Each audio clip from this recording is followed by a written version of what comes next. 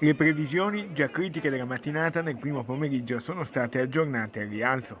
Domani mattina alle ore 9.40 il centro marea del Comune di Venezia ha previsto un picco massimo di marea di 160 cm sul medio mare, perciò il MOSE da questa notte sarà attivato ed è atteso forse dal banco di prova più impegnativo da quando è stata avviata la sperimentazione.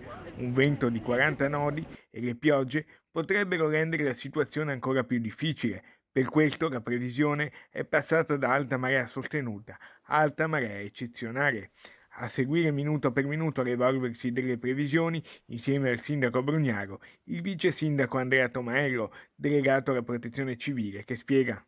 Una marea eccezionale addirittura di 160 centimetri all'incirca tra le 8 e le 9 della mattina. È prevista l'attivazione del sistema MOSE questa notte alle 3 di mattina e rimarrà alzato probabilmente fino a domani sera per cercare di salvare ancora una volta la città di Venezia dalle alte maree. Ricordiamo che senza il MOSE, insomma, con 160 cm, quasi l'80% della città andrebbe sott'acqua.